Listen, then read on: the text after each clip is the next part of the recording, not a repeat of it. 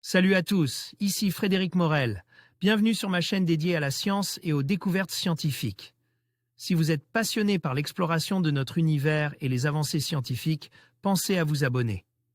Aujourd'hui, on plonge dans un sujet fascinant qui repousse les limites de notre compréhension. Allons-y. Bonjour à tous. Dans cette vidéo, je vais vous plonger dans le fascinant monde des ondes gravitationnelles et vous parler de BICEP 3, un projet de recherche qui cherche à percer les mystères de l'inflation du Big Bang. Nous explorerons comment cette expérience pourrait révolutionner notre compréhension de l'univers et des événements qui ont marqué ses débuts. Restez avec moi pour découvrir les enjeux scientifiques et les découvertes passionnantes qui en découlent. C'est parti! Proposée il y a environ 40 ans, la théorie de l'inflation, si elle était vérifiée, révolutionnerait la cosmologie et la physique fondamentale. Bouleversant jusqu'à la philosophie et la métaphysique de la place de la noosphère dans l'univers, et en fait dans un multivers. Les derniers résultats de la chasse à une preuve de cette théorie avec un instrument en Antarctique ont été publiés. Il y a environ 40 ans, entre 1978 et 1981, plusieurs chercheurs, Alan Guth et Alexei Starobinsky, et avant eux Robert Brood et François Engler avec Edgar Guenzig, ont compris que la théorie quantique des champs et la physique des particules élémentaires connues de l'époque, bien que parfois spéculative, avait un impact majeur sur ce que l'on pensait des phases les plus primitives du Big Bang. Il se serait alors produit pendant un temps extrêmement court, bien moins qu'un milliardième de seconde. Une accélération vertigineuse de l'expansion de ce qui allait devenir l'univers observable. Cette phase d'inflation, comme on l'a appelée par la suite, aurait tellement étendu l'espace que même si la géométrie globale du cosmos était celle d'une sphère, nous aurions le plus grand mal à voir la différence avec un espace plat et infini, voire fini mais avec la topologie d'un tor. Au fil des années, de très nombreux mécanismes et théories ont été proposés pour rendre compte de cette phase d'inflation qui permet de résoudre plusieurs énigmes de la cosmologie. Basiquement, il y a très souvent l'équivalent d'un champ scalaire que l'on baptise l'inflaton. Se pose alors le problème de faire le tri entre ces différents modèles d'inflation et tout simplement celui de tester l'existence même de cette phase de dilatation de l'espace. Une présentation de la théorie de l'inflation. Pour obtenir une traduction en français assez fidèle, cliquez sur le rectangle blanc en bas à droite. Les sous-titres en anglais devraient alors apparaître. Cliquez ensuite sur l'écrou à droite du rectangle, puis sur Sous-titres, et enfin sur Traduire automatiquement. Choisissez Français. PBS Spacetime, le rayonnement fossile, une fenêtre sur l'inflation cosmique. Les caractéristiques du rayonnement fossile semblent la seule et unique voie royale pour cela car la physique impliquée apparaît à des énergisants de portée du LHC et des accélérateurs que l'on peut construire idéalement, genre fermitron. Ils devraient atteindre la taille de la Voie lactée. La théorie prédit généralement qu'au début de la naissance du cosmos observable des fluctuations quantiques dans les champs de particules en espace-temps courbe auraient été amplifiées fortement par la phase d'inflation, au point que des traces de ce que l'on appelle l'écume de l'espace-temps, dont parle Jean-Pierre Luminet dans un de ses précédents livres et qui relève de la gravitation gravitation quantique, soit inscrite et potentiellement lisible dans les fluctuations de température et de polarisation du rayonnement fossile. Les cosmologistes sont alors partis à la recherche de ce qu'ils ont appelé les modes B dans le rayonnement fossile des organisations particulières de sa polarisation sur la voûte céleste. Ce sont des ondes gravitationnelles issues du monde quantique qui ont été agrandies pendant la phase d'inflation, au point de devenir macroscopiques. Par leur nature même, elles ne peuvent atteindre ce monde macroscopique que si les longueurs d'onde de leur spectres ont été extraordinairement dilatées par l'étirement de l'espace qui porte ces ondes. C'est donc une démonstration très convaincante d'une phase d'inflation si on peut détecter ces modes B. On peut se faire une idée de l'importance de l'effet d'inflation en disant qu'en gros, une portion d'espace de la taille d'un atome aurait atteint une taille d'environ une année-lumière. Pour faire simple et pour continuer, différents modèles avec inflatons produisent des modes B de taille différentes, certains peuvent rester si petits qu'ils sont quasiment inobservables, de sorte qu'absence de preuve n'est pas preuve de l'absence, comme on dit. Ne pas détecter de signal d'une intensité donnée permet donc quand même d'éliminer certaines théories. Reste que des phénomènes astrophysiques, comme le rayonnement de la poussière de la Voie lactée, peuvent polluer le rayonnement fossile primitif et imiter la présence des modes B. De fait, le 17 mars 2014, les membres de la collaboration BICEP, Background Imaging of Cosmic Extragalactic Polarization Background, Imaging of Cosmic Extragalactic Polarisation avait annonce qu'après 3 saisons d'observation au pôle sud d'une région du ciel, le Southern Galactical, il pensait avoir détecté et mesure les modes B de l'inflation. L'astrophysicien Denis Barca et ses amis nous montrent le télescope BICEP 3 au pôle sud. Pour obtenir une traduction en français assez fidèle, cliquez sur le rectangle blanc en bas à droite. Les sous-titres en anglais devraient alors apparaître. Cliquez ensuite sur l'écrou à droite du rectangle, puis sur Sous-titres, et enfin sur Traduire automatiquement. Choisissez Français. Deep Sky Video, une fructueuse detection négative des modes B.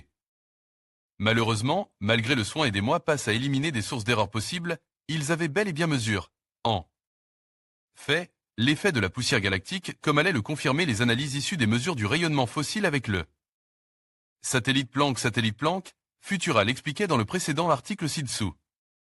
Toutefois, la chasse au mode B se poursuit encore, notamment avec une nouvelle génération d'instruments dans le cadre de la collaboration BICEP. Ses membres ont d'ailleurs publié récemment un article dans Physical Review Letters que l'on peut consulter en accès libre sur ARXIV. Faisant état des observations avec le détecteur BICEP 3. En résumé, des modèles d'inflation autrefois prometteurs sont désormais exclus, a déclaré Chao Lin Kuo, chercheur principal de BICEP 3 et physicien à l'université de Stanford. Mais l'un de ces modèles, celui proposé en 1980 par Alexei A. Starobinsky et qui supprime la singularité cosmologique du Big Bang, reste encore en lice. Pour les courageux possédant des rudiments de relativité générale et de théorie quantique, ou simplement des analogues de curieux. Cherchant à visiter un temple égyptien sans être capable de lire les hiéroglyphes plus loin que quelques cartouches, il existe une excellente présentation de la théorie de l'inflation et des observables prédits par la théorie que l'on cherche à mesurer dans le cours de William Kinney. On peut lire en complément, ou préparation, l'ouvrage de Jeyan Narlikar, particulièrement accessible. L'existence d'une phase inflationnaire nous renseignant potentiellement sur une physique au-delà du modèle standard. Et impliquant tout aussi potentiellement l'existence d'un multivers, les physiciens et les cosmologistes ne sont nullement découragés par ces résultats en partie négatifs et ils vont continuer à chasser les modes B et pas seulement avec BICEP 3. Il y a, par exemple, le détecteur de la collaboration cubique, Q-bolométrique interférométrie for cosmology, qui permettent également une telle chasse et on peut citer également en préparation pour l'horizon 2028 la mission Lightbird, Light, Satellite for the Studies of B-mode polarisation and inflation from Cosmic Background Radiation Detection. Il s'agit d'un satellite développé par la JAXA, Agence spatiale japonaise, au niveau international et qui devrait aller plus loin que Planck. Mentionnons pour terminer CMB S4. Inflation de l'univers. Planck et BICEP 2 n'ont pas vu les ondes du Big Bang. Article de Laurent Sacco publie le 3 février 2015 à ESA et le CNRS ont annoncé leurs conclusions. Les collaborations. Planck et BICEP 2 de Keck, en combinant leurs observations, n'ont pas démontré que la polarisation du rayonnement fossile qu'ils ont observé implique une phase d'inflation dans l'univers très primordial. C'est la fin d'un suspens qui durait depuis mars 2014. Cependant, la traque aux ondes gravitationnelles du Big Bang va continuer à l'aide d'expériences au sol, en ballon ou dans l'espace. Futura Science revient sur cette saga qui a tenu en haleine le monde de la cosmologie durant presque une année. Une zone du ciel proche du pôle sud galactique observée par Planck HFI à 353 GHz. Les couleurs représentent l'émission de la poussière, une composante mineure mais cruciale du milieu interstellaire qui baigne la Voie lactée. La texture, elle, montre l'orientation du champ magnétique galactique, une information déduite de la direction de l'émission de lumière. Polarisée par les poussières. La région indiquée par le pointis blanc est celle observée par les expériences Keck et BICEP 2 depuis le pôle sud. ESA collaboration Planck remerciement, M.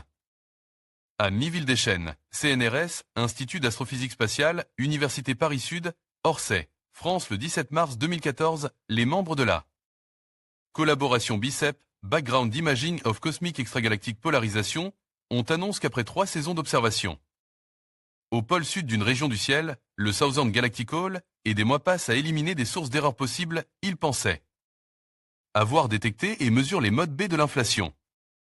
Il s'agit d'une polarisation particulière de la plus vieille lumière de l'univers, celle du rayonnement fossile, qu'aurait provoqué les ondes gravitationnelles générées lors d'une phase très primitive de l'histoire du cosmos observable. Durant cette période, le tissu de l'espace aurait subi une dilatation gigantesque, d'où le nom d'inflation.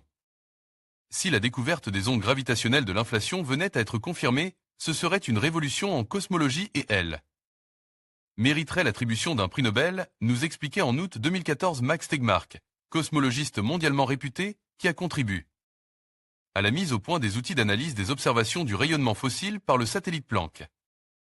Selon lui, les théories proposées pour décrire cette phase de l'univers primordial peu de temps après les observations de Planck conduisaient naturellement à la notion des inflations éternelles, avec elle, à l'existence d'un multivers. BICEP 2 est le pari de Stephen Hawking. L'un des membres de la collaboration BICEP, le français Denis Barca, nous avait permis de vivre de l'intérieur l'extraordinaire. Aventure qu'il avait conduit lui et ses collègues en Antarctique, au seuil de ce qui semblait l'un des grâles de la cosmologie moderne, une preuve convaincante de la théorie de l'inflation.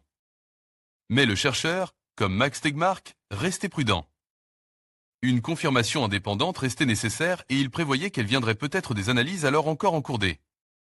Observation de la mission Planck ainsi que de celle de Keck-Array, une autre expérience menée au pôle Sud. BICEP 2 est situé près d'un autre radiotélescope, le South Pole Telescope. Jonathan Kaufman, à l'époque doctorant de l'Université de Californie à San Diego, explique son fonctionnement. Les bolomètres de BICEP 2 sont refroidis avec de l'hélium liquide. Comme celui-ci s'évaporait en quelques jours, il faut périodiquement réalimenter le réfrigérateur équipant le radiotélescope. Jeffrey Donenfeld, YouTube des voix n'ont en effet pas tardé à s'élever pour mettre en doute la solidité des résultats des analyses. Des observations de l'expérience BICEP 2. Les tenants d'une alternative à la théorie de l'inflation, celle du modèle écpirotique qui prévoyait une absence de mode B généré par des ondes gravitationnelles primordiales, tel le cosmologiste Neil Turok, n'entendait pas concéder à Stephen Hawking qu'il avait gagné son pari.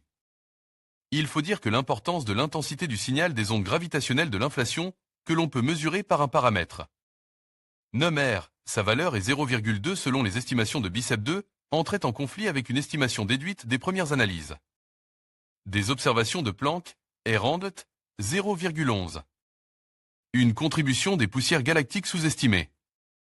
Surtout, les scientifiques ne pouvaient pas écarter l'hypothèse qu'une partie non négligeable du signal observe soit en fait due aux poussières galactiques, comme le pensaient initialement les membres de BICEP.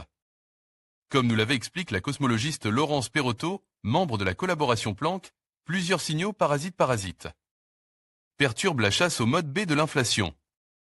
Une partie des modes B détectables dans le rayonnement fossile provient par exemple de l'effet de lentilles gravitationnelles faibles. Des amas de galaxies, de la matière noire et des neutrinos qu'ils contiennent. Il est d'autres parasites, encore plus gênants, la contribution des poussières de la Voie lactée alignées par ses champs magnétiques. Les bandes verticales grises représentent les canaux de fréquence dans lesquels Planck mesure le rayonnement fossile, CMB. Les courbes en couleur représentent l'intensité des diverses émissions parasites qui se superposent au signal proprement cosmologique. On voit clairement que le rayonnement de la poussière galactique, DUST, domine largement toutes les autres émissions au-delà de 300 GHz. Adapte du Planck Blue Book par le JPL, et ça en choisissant d'observer la voûte céleste dans la région du Southern Galactic Hall, les membres de BICEP pensaient bénéficier d'une région peu bruitée. Mais, comme les mesures avaient été faites dans une seule bande de fréquence centrée sur 150 GHz, il n'était pas possible d'en être certain. A contrario, Planck dispose de 9 canaux d'observation dont 7 permettent de mesurer la polarisation. En mesurant notamment le signal vers 353 GHz, il est possible de déterminer la contribution des poussières galactiques à la polarisation du rayonnement fossile. Comme nous l'avait expliqué une autre planckienne, la cosmologiste Cécile Renaud, ce choix n'est pas anodin. À cette fréquence, on est sûr que les émissions que l'on observe proviennent de façon écrasante des poussières galactiques, dont on peut détecter la présence sur la voûte céleste. Le signal y est très fort et les mesures que l'on peut faire sont précises. Ce n'est pas le cas pour des fréquences plus faibles. Des résultats partiels publiés en septembre 2014, provenant de la collaboration Planck, n'incitaient pas à l'optimisme. Tout le signal observé par les membres de BICEP 2 pouvait effectivement être dû uniquement aux poussières de notre galaxie. Une nouvelle contrainte sur les modèles d'inflation. Les deux collaborations avaient donc décidé de joindre leurs forces et une publication commune était prévue avant la fin de l'année 2014. Elle vient finalement d'être mise en ligne sur Arxiv et contient aussi des données collectées lors de l'expérience Keck-Array. Elle confirme malheureusement que le signal découvert dans le Southern Galactic Hall et ailleurs sur la voûte céleste peut parfaitement s'expliquer sans faire intervenir la théorie de l'inflation, mais uniquement l'effet des poussières de la Voie lactée. Comme l'explique le site Planck HFI, cela ne signifie pas qu'il n'existe pas une composante faible des modes B qui soit bien due aux ondes gravitationnelles de l'inflation. Mais elles restent en dessous du seuil où leur detection pourrait être annoncée comme établie en se basant sur les observations. Plus précisément, ce qui reste du signal observe par Planck, BICEP 2 et K carré une fois que l'on a soustrait la part des modes B mesure produite par la poussière galactique et l'effet de l'antigravitationnel faible ne différait d'un résultat nul que par un écart minuscule qui peut être interprété comme un simple bruit venant des instruments.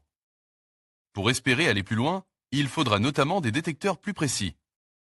D'autres données concernant la polarisation du rayonnement fossile ont été collectées à l'aide d'un ballon par la collaboration ENB Expériment et BEX. Elles sont en cours d'analyse. Au sol, l'expérience Cosmologie Large Angular Scale Surveyor, classe, est en préparation. Il ne s'agit que de quelques exemples de ce qui est développé pour succéder aux observations de Planck et BICEP 2. Ce que l'on sait maintenant toutefois, c'est que le fameux paramètre R pour les ondes gravitationnelles de l'inflation doit être inférieur à 0,12. Cela reste une information intéressante et précieuse pour contraindre la jungle des modèles d'inflation et nul doute que plusieurs des théories proposées sont désormais éliminées. Heureusement, d'autres expériences sont prévues qui sont en mesure de détecter des signaux issus de l'inflation de plus faibles intensités. Comme pour la recherche de la matière noire avec le LHC, il va donc falloir à nouveau s'armer de patience. Mais après tout, il a bien fallu presque 50 ans avant que l'existence du boson de Brangler-Higgs ne soit confirmée. Futura à 20 ans, bonne nouvelle. Prolongation. Hashtag le Mag Futura. Grâce au succès incroyable de la collecte, la campagne du Mag Futura a obtenu le droit de jouer les prolongations. Le Mag Futura sera donc encore disponible en précommande jusqu'au 5 janvier. Alors, hâtez-vous de le dire à la Terre entière. Je précommande le Mag Futura maintenant. Le Mag Futura, c'est quoi? Une revue de plus de 200 pages, 4 dossiers sur la science qui marquera 2022, zéro fake news, juste de la science. Le Mag Futura, les derniers exemplaires. En conclusion, les résultats de BICEP 3 représentent une avancée majeure dans notre compréhension des ondes gravitationnelles et de l'inflation du Big Bang. En scrutant le fond cosmique diffus, cette expérience nous rapproche un peu plus de la vérité sur les premiers instants de l'univers. Bien que des défis subsistent, chaque découverte nous éclairait davantage sur les mystères de notre cosmos. Restez curieux et continuez à explorer ces questions fascinantes qui façonnent notre vision de l'univers. Merci de nous avoir suivis dans cette exploration passionnante.